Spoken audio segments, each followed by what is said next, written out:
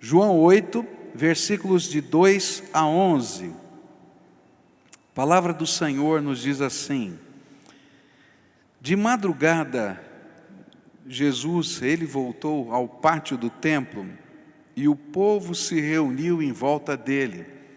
E Jesus estava sentado, ensinando a todos. E aí alguns mestres da lei e fariseus levaram a Jesus uma mulher que tinha sido apanhada em adultério e a obrigaram a ficar de pé no meio de todos. E eles disseram: mestre, esta mulher foi apanhada no ato de adultério. De acordo com a lei que Moisés nos deu, as mulheres adúlteras devem ser mortas a pedradas. Mas o Senhor, o que é que diz sobre isso?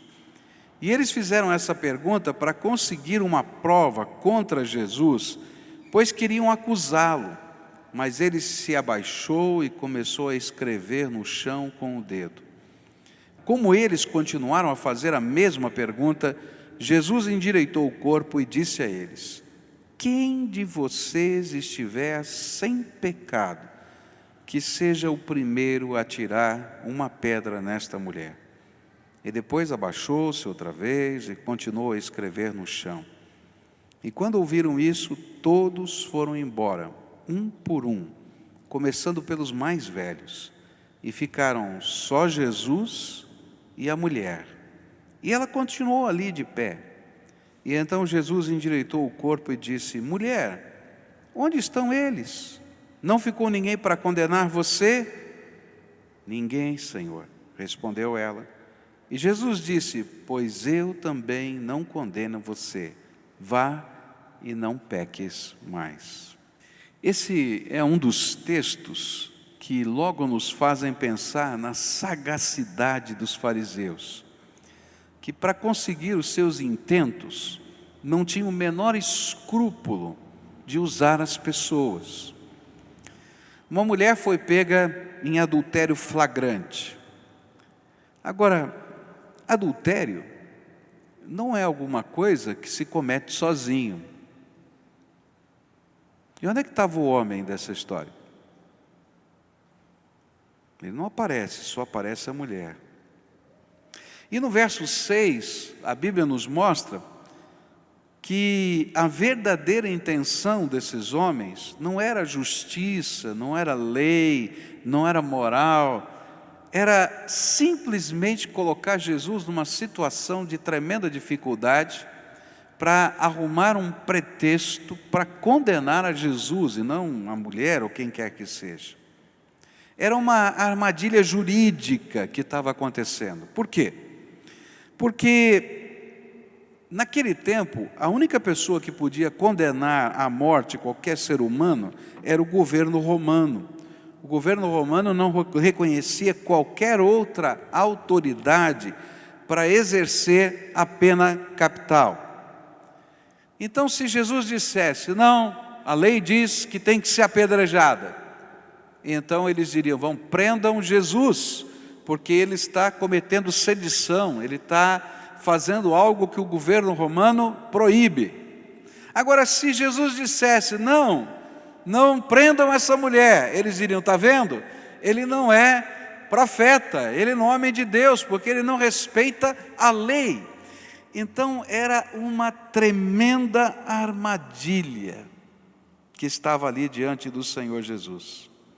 Mas é interessante que Jesus vai usar esse episódio, e logo depois a discussão que se segue, no capítulo 8, logo depois desse episódio, começa uma discussão entre Jesus e os fariseus, para nos ensinar as lições sobre a tremenda chance que Deus nos dá de derramar misericórdia sobre as nossas vidas. Como é que funciona esse negócio de Deus derramar graça, de Deus derramar misericórdia, de Deus transformar os nossos valores, de Deus mudar a vida de alguém? Será que é possível haver mudança? E a gente vai aprender nesse capítulo 8, começando com essa história, como Deus opera transformação, perdão na nossa vida. Jesus deixou bem claro para todos aqueles homens que estavam lá, todos somos pecadores. E talvez essa seja a lição mais complicada que aqueles homens tinham para aprender e que às vezes nós temos de aprender na nossa vida. Porque é muito comum a gente dizer assim, não, tá bom, eu sei que eu tenho lá os meus defeitos, eu sou pecador, eu tenho dificuldades, eu tenho problemas, eu tenho falhas, mas eu não sou tão pecador assim.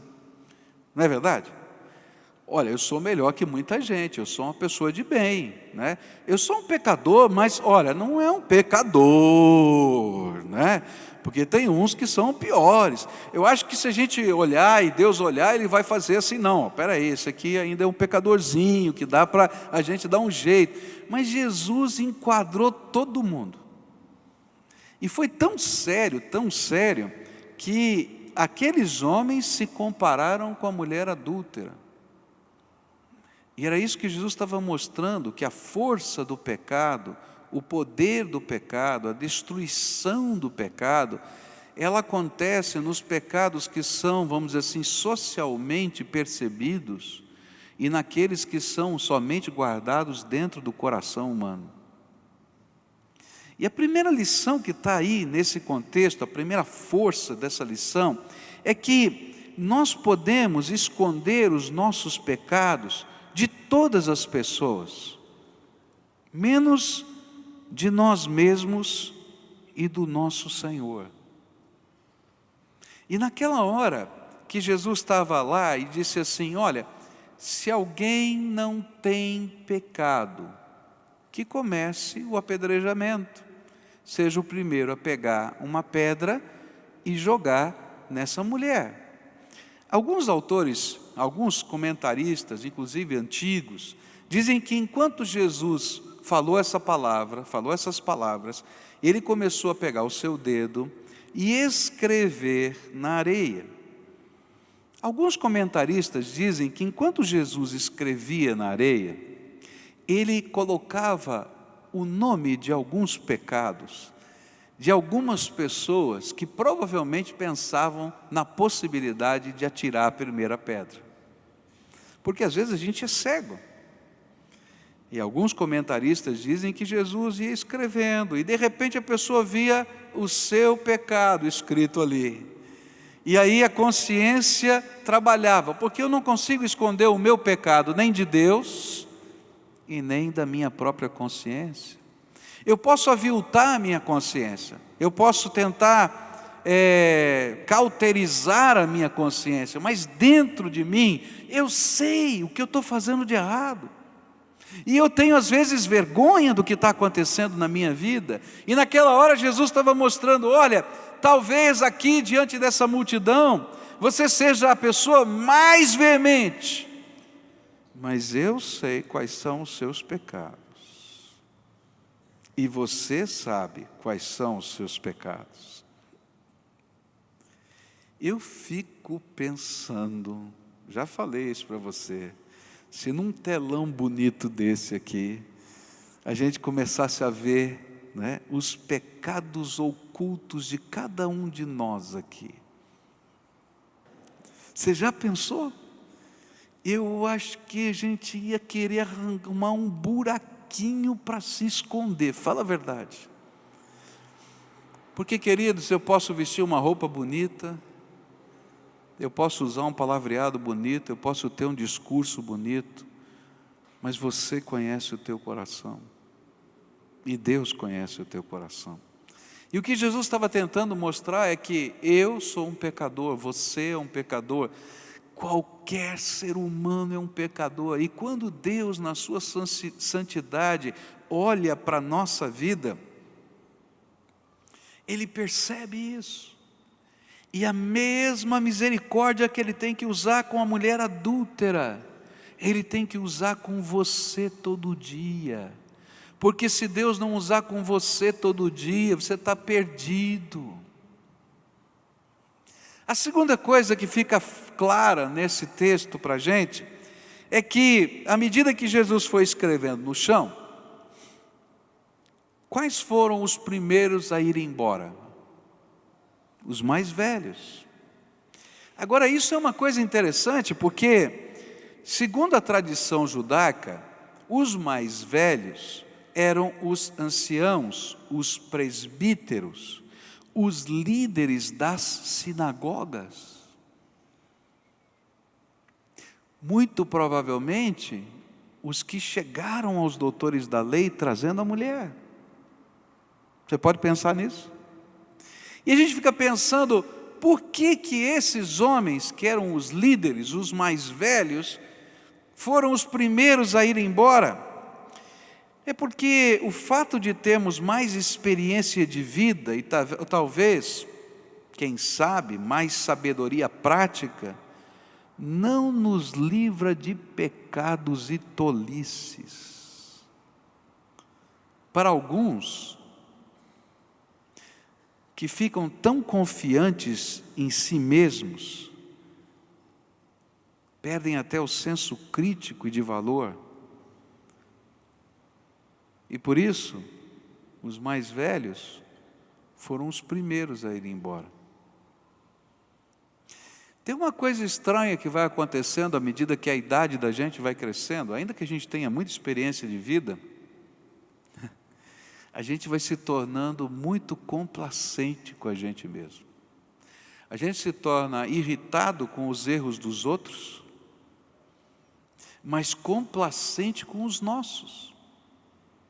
E mais, às vezes a gente se acha tão cheio de sabedoria, que a gente não é capaz de ouvir nada novo, porque a gente acha que consegue julgar o mundo todo pela nossa própria experiência. Mas quando a gente se defronta com a presença do Todo-Poderoso, que conhece o nosso coração, que conhece a nossa alma, a nossa aparente sabedoria não tem sentido diante da grandeza da sabedoria de Deus.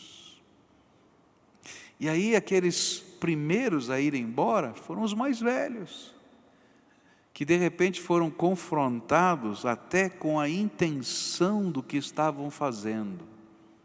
Porque, queridos, naquela hora eles não estavam preocupados com a lei, eles não estavam preocupados com a palavra de Deus, com a santidade de Deus, eles queriam achar uma maneira jurídica de enquadrar Jesus num crime e tirá-lo de cena.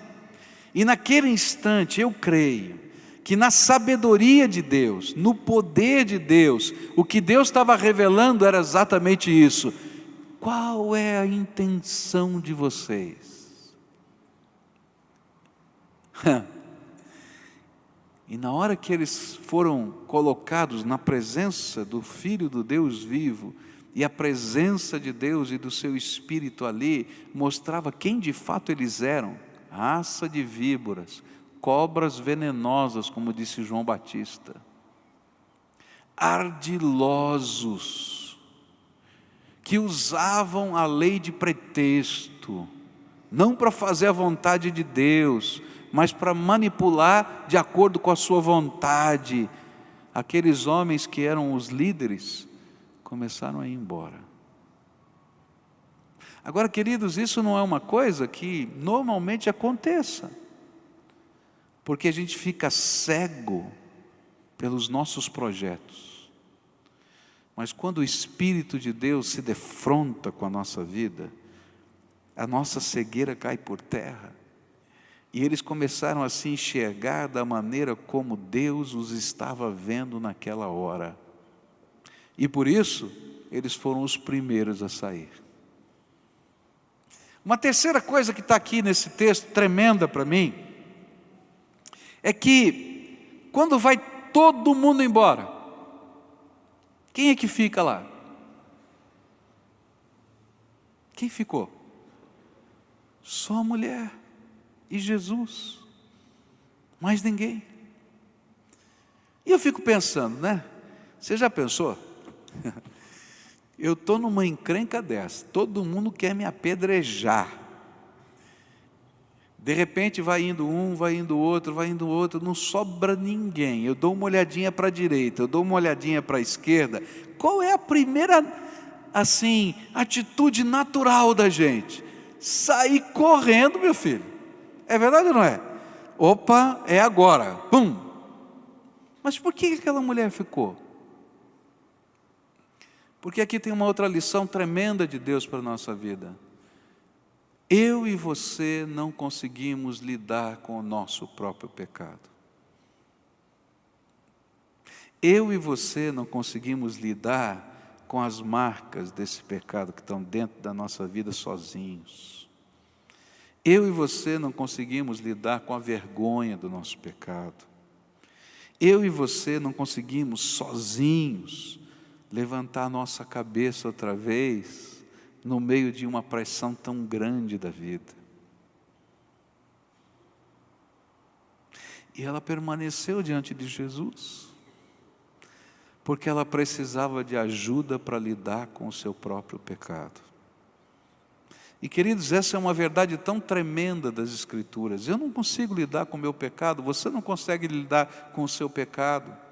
Eu e você, quando até as pressões saem, continuamos a lidar com a nossa própria consciência.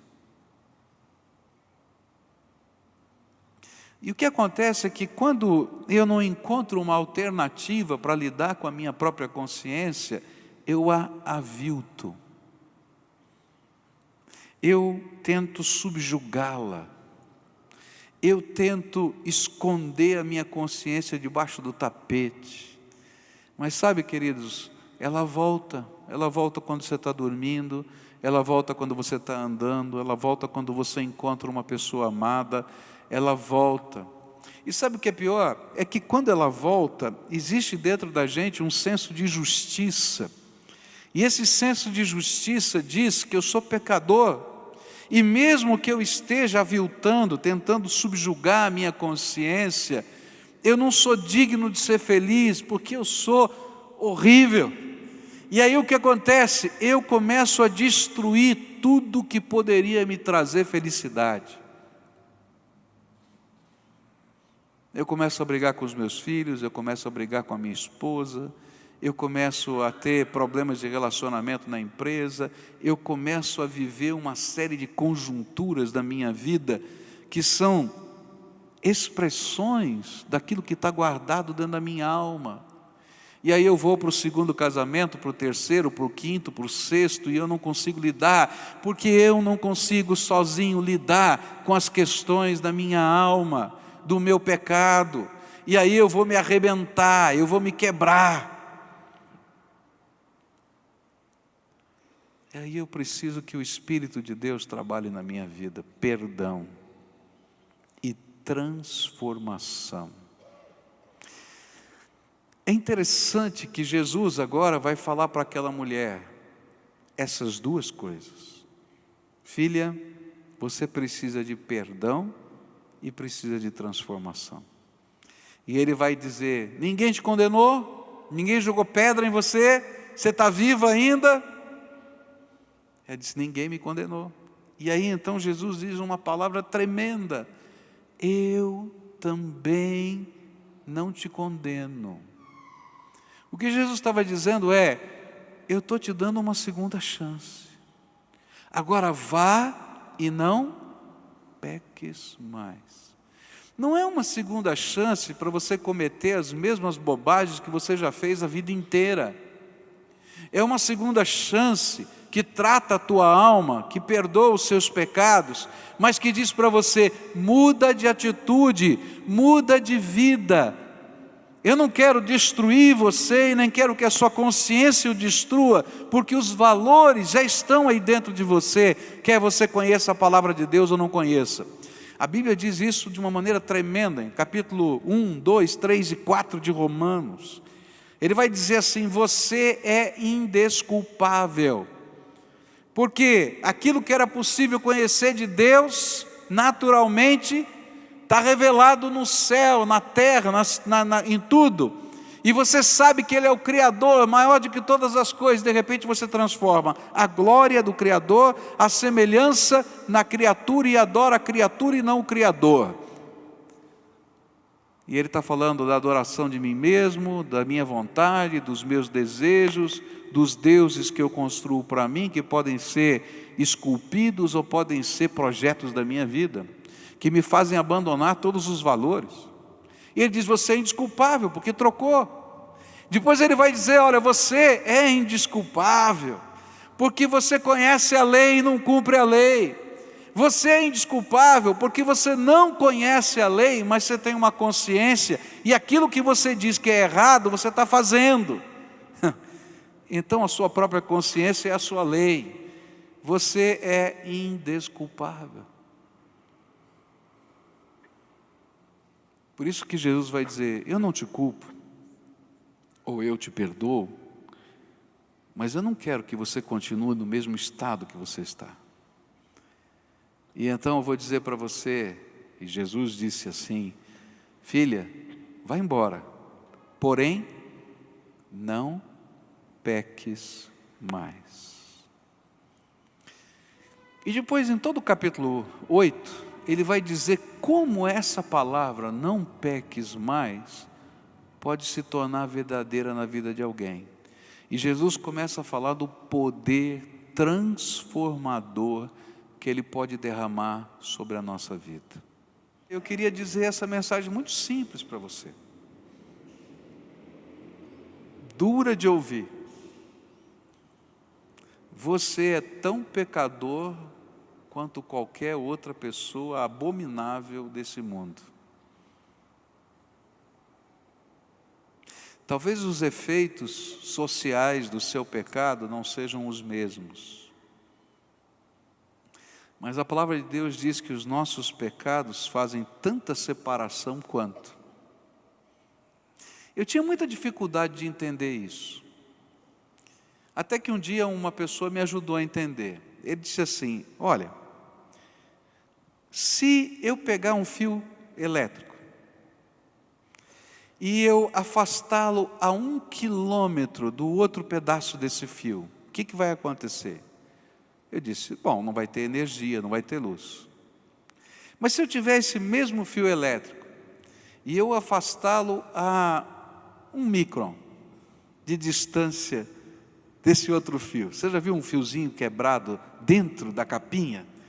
Que não funciona e a gente não sabe o que aconteceu. E a gente fica ligando, testa fusível e faz isso. De repente o fiozinho está quebrado. E o fiozinho está quebrado e está a distânciazinha mínima, mas não funciona, não passa energia. E essa pessoa disse assim, o pecado é assim, ela quebra a nossa comunhão com Deus. Se tiver a 1 quilômetro, ou se eu tiver a 1 centímetro, ou se eu tiver a 1 milímetro, a comunhão com Deus está quebrada na tua vida, porque o pecado nos separa de Deus. E às vezes o que acontece conosco é que a gente olha para um lado e vê, é patente a perdição, e não olha para si mesmo para entender que a comunhão com Deus está quebrada do mesmo jeito, e que eu preciso da mesma misericórdia de Deus, e que eu preciso da mesma graça, e que o mesmo sangue de Jesus que purifica de todo o pecado, é o que vai ter que ser usado para purificar o meu pecado, e que eu preciso ser tratado na minha consciência, e que eu preciso ser tratado na minha casa. E às vezes eu sou como aqueles mais velhos, que vão embora, e depois voltam com novos argumentos. Se você ler o capítulo 8, você vai ver que daqui a pouquinho eles voltam. Eles não se conformam com aquilo que Jesus fez. Eles não entendem por que eles foram embora, porque eles foram confrontados com o seu próprio pecado, e eles voltam agora para discutir. E voltam agora, se você ler o capítulo 8, ele vai ver aqui, vai haver uma grande discussão. Quem é você para falar isso? Qual é a tua autoridade? Você está falando só de você mesmo, você não está falando das coisas eternas. E Jesus vai ensinando as outras lições, mas eles não querem mais ouvir. Enquanto que aquela mulher vai para sua casa, para experimentar o poder transformador de Jesus, aqueles homens voltam para lutar com o poder transformador de Jesus, porque não querem ser transformados. E a grande diferença aqui está em quem quer ser transformado por Jesus, abençoado não somente com o perdão, mas com a transformação. Ou quem quer achar novos argumentos para racionalizar as lutas da sua alma. É uma tentação para mim e para você tentar racionalizar as lutas da minha alma e achar desculpas para mim mesmo. Mas cada vez que eu tento fazer isso, eu me afundo cada vez mais no meu próprio pecado. Mas quando eu deixo Jesus me tratar, reconhecendo que pecado é pecado, perdoando o meu pecado, e eu deixo que Ele me ensine os processos para que eu não peque mais, naquelas coisas que me escravizam, eu vou viver o poder do Evangelho que transforma a nossa vida.